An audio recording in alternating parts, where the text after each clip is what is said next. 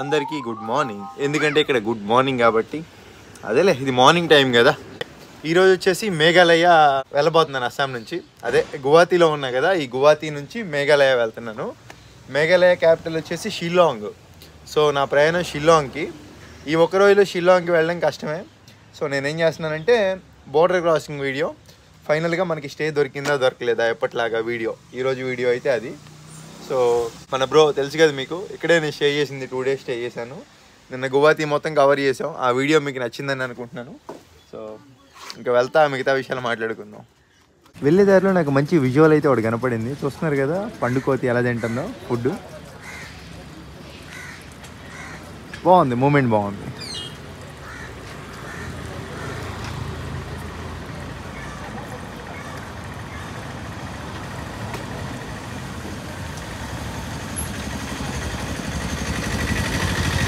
అదేమో కాపాలన్నా.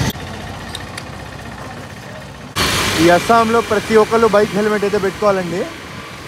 ప్రతి ఒక్కళ్ళు పెట్టుకుంటారు. బైక్ హెల్మెట్తో పాటు ముందులో ఉన్నోళ్ళే కాదు, వెనకమాల కూర్చున్న వాళ్ళు కూడా హెల్మెట్ అయితే పెట్టుకుంటారు ఖచ్చితంగా. అది రూల్ ఇక్కడ. హెల్మెట్ పెట్టుకోకపోతే ఫైన్ ఎంత బ్రో? హెల్మెట్ లేకపోతే ఫైన్ ఎంత? 2000. హెల్మెట్ లేకపోతే 2000 ఫైన్ అంట. చూస్తున్నారు కదా, ఇద్దరు పెట్టుకున్నారు. ఇంకా రోడ్స్ కూడా చాలా నీట్ ఉన్నాయి. ట్రైన్ సర్వీస్ కూడా ఉంది నార్త్ ఈస్ట్లో అస్సాంలో. కాబోయే మెట్రో సిటీ అండి ఇది, ఖచ్చితంగా అవుద్ది. మన ఇండియాకి న్యూఢిల్లీ ఎలాగో, అంటే ఇది కూడా ఇండియానే లేదు, దీనికి కూడా న్యూఢిల్లీనే. ఈ నార్త్ ఈస్ట్ మొత్తానికి అస్సాం అలాగా.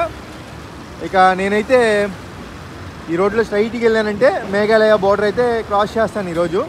ఇప్పుడు దాకా నేను తొక్కుంటా వచ్చింది ఒక ఎత్తు అయితే. ఈ మేఘాలయ హిల్స్ ఒక ఎత్తు. కొండ పైకి ఎక్కాలి. 20-25 కిలోమీటర్ల కొండలు ఉంటాయంట. సో ఎలా ఎక్కుతానేంటో నాకు అర్థం కావట్లా. మళ్ళీ వీడియో తీస్తా, చూద్దాం. మళ్ళీ నేను వెళ్ళిన రూట్లోనే వెనక్కి వచ్చేసాను. దగ్గర ఒక 20 కిలోమీటర్లో వచ్చాను వెనక్కి. ఇటు రైట్ సైడ్ వెళ్తే మేఘాలయలోకి ఎంటర్ అవుతాం. ఇంకా మేఘాలయ అనేది 7వ స్టేట్ ఈ నార్త్ ఈస్ట్లో. సో ఇప్పటి వరకు ఈ నార్త్ ఈస్ట్లో మనం అన్నీ కవర్ చేసాము. ఇది 7వ స్టేటు. అడుగు పెట్టినామా? అది కూడా షిల్లాంగ్ అని ఉంది కదా. షిల్లాంగ్ అనేది క్యాపిటల్ మేఘాలయకి. ఈ అస్సాంకి గువాహతి ఎలాగో.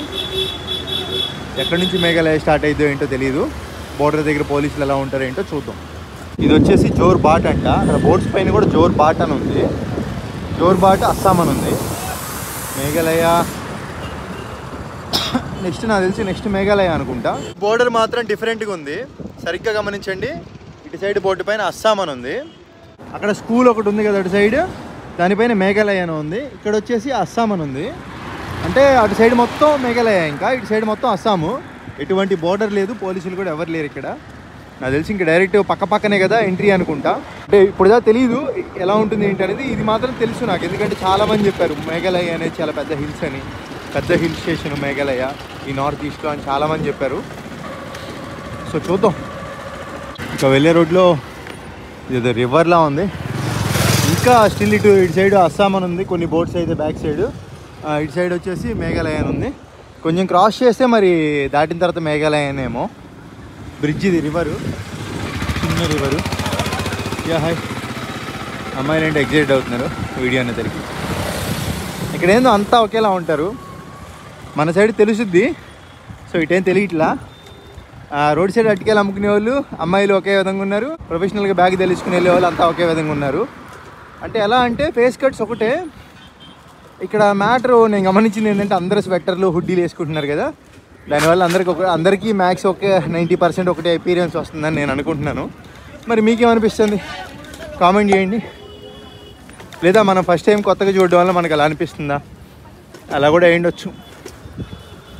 వెనక ఒక గేట్ అని చూస్తున్నారు కదా, పోలీస్ చెక్ పాయింట్ అంట. సో అటు సైడ్ కూడా చూస్తుంటే పెద్ద పెద్ద లారీలని వాటిని ఆపి చెక్ చేస్తున్నట్టున్నారు. ఇక్కడ నుంచి మొత్తం మేఘాలయనే ఉంది, right to left. Welcome to Meghalaya. ఫైనల్గా వచ్చేసాం మేఘాలయకి. ఇక్కడ నుంచి నేను వెళ్ళాలనుకున్న క్యాపిటల్ షిల్లాంగ్. 75 కిలోమీటర్ల దూరంలో ఉంది. అంతా హిల్లే. ఇక్కడ నుంచే హిల్ అర్థమైపోతుంది ఎక్కుతుంటే. నేను తినేసి వెళ్ళిపోతే పోయి దాకలేస్తుంది. కచోడి, ప్యాజ్ కచోడి అంటారంట దీంట్లో. మీఠా దాలా ఓకే హోగయా. దీంట్లో స్వీట్ ఒకటి సబ్జీ ఒకటి వేస్తారంట. నేను స్వీట్ వేయించుకున్నాను. ఆలూ కచోరీ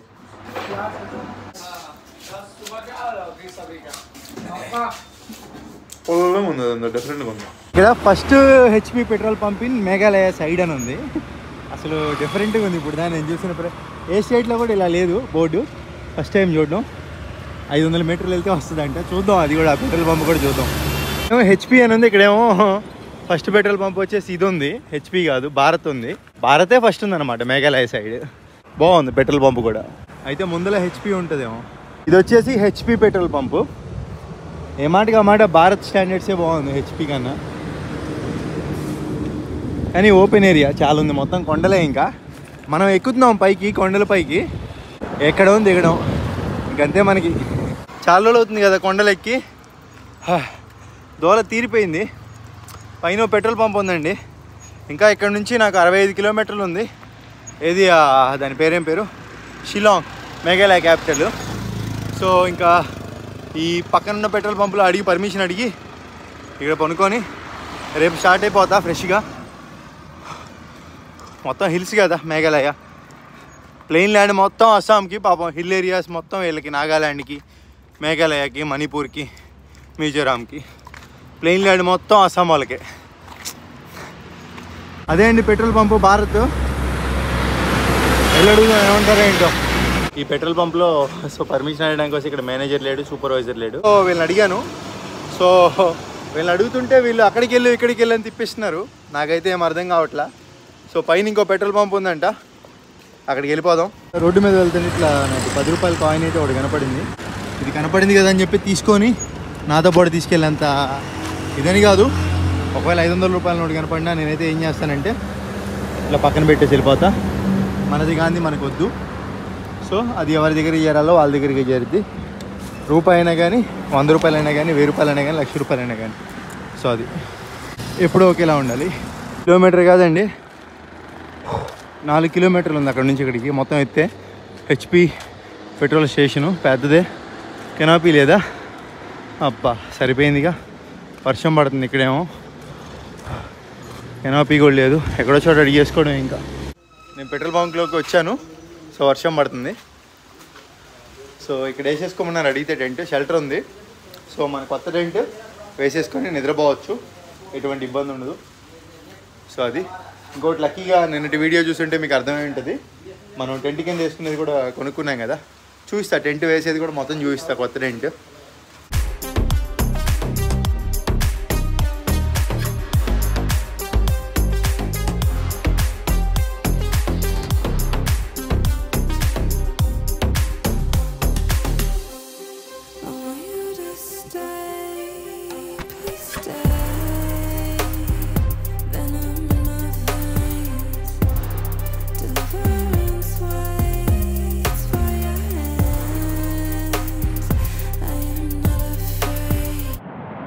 చూసారు కదా, అది పరిస్థితి. పాత టెంట్ కన్నా డబల్ సైజ్ ఉంది ఇది టెంట్, చాలా పెద్దది. ఏం అర్థం కావట్లా. ఇంకా సెట్ చేసుకున్నాం. ఇది కింద మ్యాట్ వచ్చేసి వాటర్ ప్రూఫ్ మ్యాట్. వర్షం పడిన ఇబ్బంది లేకుండా మనకి నీళ్ళు అనేవి కింద నుంచి పైకి రావన్నమాట. సో అది మొత్తం సెట్ చేసుకోవచ్చు దీంట్లో. టెంట్ లోపల చూస్తున్నారు కదా ఎట్లా ఉందో. సో చాలా స్పేస్ ఉంది. అటు నేను కొనుక్కున్నా కానీ. సో ఇదంతా స్పేసే, డబల్ ఇంత ముందు టెంట్ కన్నా. 3% టెంట్ అంట, కానీ 4 కొనుక్కోవచ్చు దీంట్లో. చాలా పెద్దది. సైకిల్ ఇంకా అక్కడ పెట్టేసాం, ప్రశాంతంగా కొనుక్కోవచ్చు. పక్కనే హోటల్ కూడా ఉందంట, అన్నీ కలిసి వచ్చేసినాయి. సో ఇంకా నేనైతే సెలవు తీసేసుకుంటున్నాను. సో నాకైతే దొరికేసింది స్టే ఈరోజు. సో నెక్స్ట్ వీడియోలో మీట్ అవుదాం. నెక్స్ట్ వీడియో నాకు తెలిసి డైరెక్ట్గా మనం క్యాపిటల్లోనే కలుద్దాం. ఈ కొండలు ఇవన్నీ కామను. క్యాపిటల్ అయితే వెళ్ళిపోదాం. క్యాపిటల్ ఏదో పేరు మర్చిపోయాను, మేఘాలయ క్యాపిటల్. సో అది ఎక్స్ప్లోర్ చేసుకొని అక్కడ నుంచి నా ప్లాన్ వేరేది ఉంది. సో అక్కడికి వెళ్ళి చెప్తాను ఎక్కడికి వెళ్తాను నెక్స్ట్. చూసారు కదా, మీకు ఏది నచ్చితే అది చేసేయండి. సో నేను అడిగిన వేస్ట్, మీ ఇష్టం. Bye bye.